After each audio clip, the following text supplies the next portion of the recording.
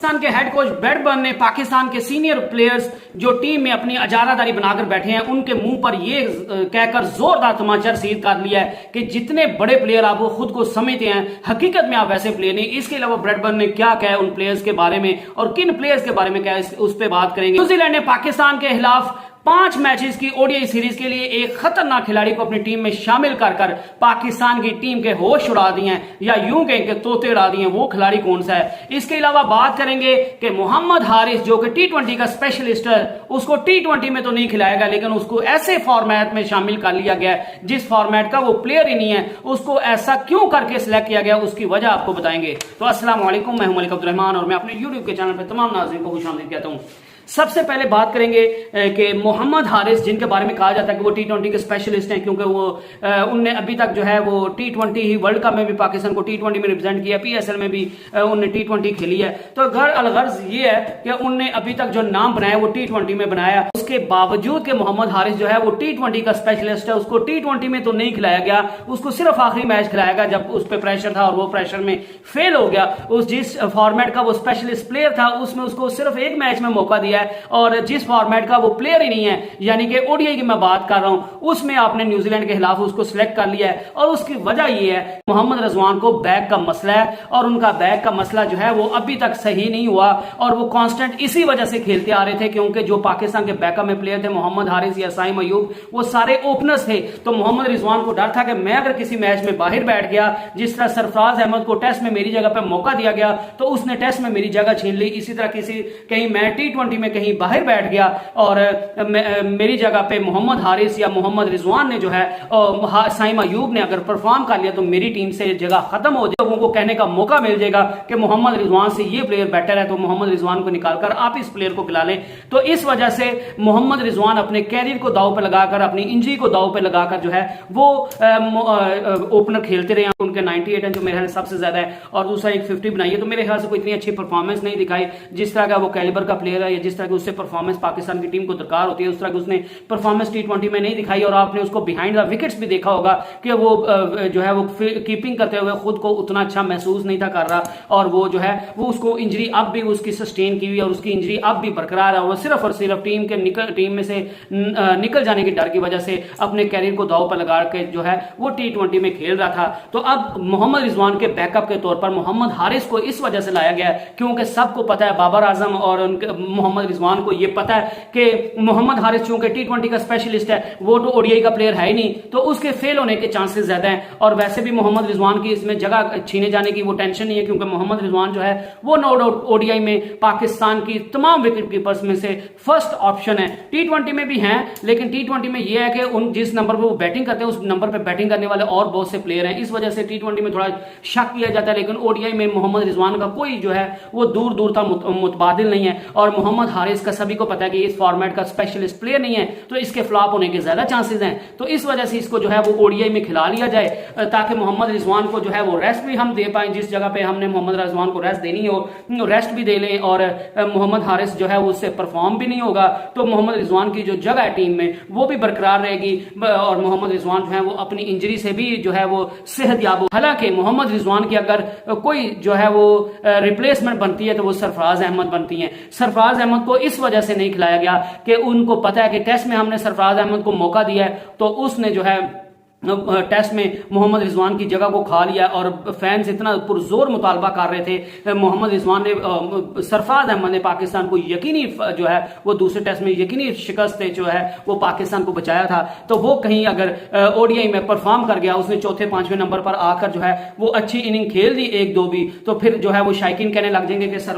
मोहम्मद रिजवान से तो सरफराज अहमद बेहतर है, तो आप मोहम्मद रिजवान को निकाल कर टीम से सरफराज अहमद को टीम में लाएं। तो इस वजह से जो है वो मोहम्मद सरफराज को इनसिक्योरिटी की वजह से जो कि मोहम्मद रिजवान की एग्जैक्ट जो है वो रिप्लेसमेंट बनती है, उनको ओडीआई में शामिल नहीं किया गया। यही मैं ये बात करता हूं कि जो डिजर्विंग बंदे हैं उनको खिलाओ, जो डिजर्विंग बंदे नहीं है उनको टीम में मत खिलाओ, चाहे वो बाबर आजम के चहीते हैं, चाहे वो मैनेजमेंट के चहीते हैं, और चाहे वो किसी भी किस्म का कोई प्लेयर है या उसके पीछे कितनी भी बड़ी सिफारिश है, आप उस प्लेयर को सिलेक्ट मत करें जो फिट नहीं है या जो उस फॉर्मेट के लिहाज से टीम में जो है वो सही सूट नहीं करता। और आपने एक तरफ इमाद वसीम और इफ्तिखार अहमद जिनकी पाकिस्तान को अशद जरूरत है, आपने उनको तो ओडीआई में शामिल नहीं किया, और दूसरी तरफ आपने मोहम्मद हारिस जो ओडीआई में जिसकी दूर दूर तक अभी तक कोई जगह नहीं बनती, आपने उसको सिर्फ महज और महज अपनी इनसिक्योरिटी या अपनी पोजीशन बाकी रखने की वजह से जो है वो ओडीआई में उसको शामिल कर लिया है। तो इसी चीज पे जो है वो पाकिस्तान के हेड कोच जो हैं ब्रैडबर्न, उनने भी पाकिस्तान की टीम के तमाम सीनियर, जब उनमें इंक्लूडिंग बाबर, रिजवान और उनके शहीन शाफरीदी, हारिस रऊफ और फखर जमान, उन सब के मुंह पर यह कहकर जोरदार तमाचा मार दिया है कि आप खुद को जितना बड़ा प्लेयर समझते हैं आप उतने हकीकत में अच्छे प्लेयर नहीं है, क्योंकि अगर आप अच्छे हकीकत में प्लेयर होते तो पाकिस्तान को न्यूजीलैंड के खिलाफ, उनकी सी टीम के खिलाफ जो है वो ऐसी इबरतनाक शिकस्त का मुंह देखना ना पड़ता। इस वजह से उन्होंने कहा, और उनने जो बाबर आजम और मोहम्मद रिजवान को मुसलसल डिफेंड करने वाले लोग थे उनके मुंह पर भी ये जोरदार तमाचा है जो बाबर और रिजवान के खिलाफ बात नहीं सुनना चाहते। और यही पाकिस्तान के जो नजम सेठी कहते हैं ना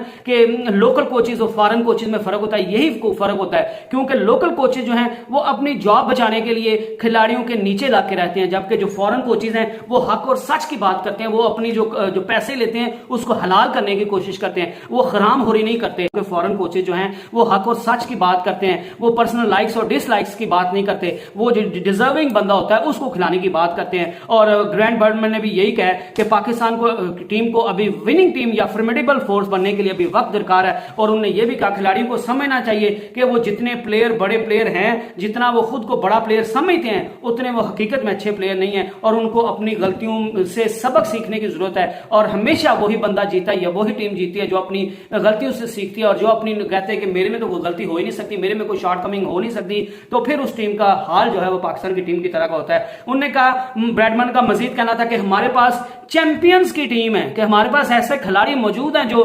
चैंपियन बनवा सकते हैं टीम, लेकिन हमारे पास अभी तक चैंपियन टीम नहीं है, कि हम अभी तक एज ए टीम जो है वो चैंपियन टीम नहीं बने। और अगर हमें चैंपियन टीम बनना है तो हमें जो एशिया कप में अगर हमें जीतना है और वर्ल्ड कप में हमें अगर जीतना है, तो अभी तक तो हम पाकिस्तान की टीम जो है वो चैंपियन टीम नजर नहीं आ रही। और अगर पाकिस्तान को चैंपियन टीम बनना है तो आपको हर फॉर्मेट में जो है वो नंबर 1 बनना पड़ेगा, और आपको जिस तर्ज की पाकिस्तान क्रिकेट खेल रहा है उस तर्ज को जो है वो खत्म कर जदीद तर्ज की क्रिकेट खेलनी चाहिए, अग्रेसिव क्रिकेट खेलनी चाहिए, अग्रेसिव फैसले करने चाहिए, ब्रेव डिसीजंस करने चाहिए, और अपनी क्रिकेट की जो है वो जो तरीका खेलने का उसको चेंज करने की जरूरत है। उनका कहना था कि T20 में हम जो है वो तीसरे नंबर पर हैं, 2 फाइनल हमने खेले हैं, सेमीफाइनल में हम हारे हैं, लेकिन हम कभी भी चैंपियन नहीं बने। तो अगर हम चैंपियन नहीं बने तो पाकिस्तान की टीम को सोचना चाहिए कि हमारे अंदर क्या गलतियां ऐसी हैं या क्या शॉर्ट कमिंग्स हमारी ऐसी हैं जिसकी वजह से पाकिस्तान की टीम जो है वो चैंपियन बन नहीं पाती और वो क्रंच मोमेंट्स पे जाकर हार जाती है। इसके अलावा जी बात करेंगे, जो मैंने कहा कि न्यूजीलैंड की टीम ने एक डेंजरस बैट्समैन को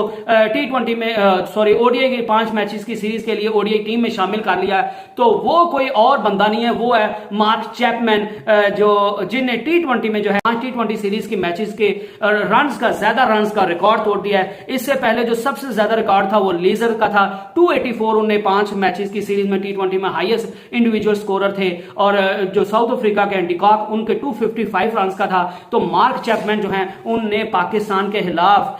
5 T20 में 290 रन बनाकर जो है वो नया आलमी रिकॉर्ड कायम कर। इस तरह से उनने पाकिस्तान के किसी भी बॉलर को खाते में लाए गए, चाहे उनके सामने शहीन आया, हारिस आया, शादाब आया, अगर स्पेयर हुआ है, मेरे ख्याल से अगर स्पेयर हुआ है इस पूरी सीरीज में, तो यार वो सिर्फ और सिर्फ इमाद वसीम जो है वो वाहिद बॉलर है जिसको जो है वो न्यूजीलैंड के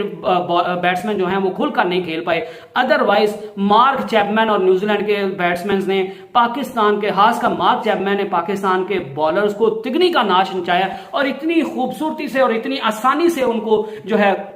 वो चौके और छक्के लगा रहे थे कि जिस तरह वो कोई क्लब क्रिकेट के बॉलर है। और इससे आप अंदाजा लगा सकते हैं कि मार्क चैपमैन जो है वो कितनी साउंड उनकी टेक्निक है, कितनी सॉलिड टेक्निक है वो प्लेयर है। और इनको हमेशा जो है वो न्यूजीलैंड की टीम में जगह नहीं थी दी जाती, और ये हमेशा 15वें 16वें या 17 को स्क्वाड का ऐलान हो गया या 15 हो गया तो उसमें इनको जगह इनकी आप बन जाती थी, लेकिन इनको कभी भी फाइनल प्लेइंग 11 में मौका नहीं था मिलता। और अब जब पाकिस्तान के खिलाफ सीरीज में जब मौका मिला है पाकिस्तान के खिलाफ सीरीज खेलने का, तो उसने अपना जो है वो इंपैक्ट छोड़ा है। और अगर कल के मैच में कहें कि मार्क चैपमैन और जिमी निशम की वजह से न्यूजीलैंड ने कल का मैच जो है वो पाकिस्तान से छीन लिया है, तो ये गलत ना होगा, क्योंकि न्यूजीलैंड जिस तरह पहले ओवर में 2 विकेट्स गिरने के बाद जिस तरह नीचे लग गया था, ये ऑलमोस्ट नामुमकिन लग रहा था। मैं खुद सोच रहा था कि न्यूजीलैंड किसी सूरत जो है ये मैच नहीं जीत सकता, लेकिन चैपमैन और जो है वो जिमी निशम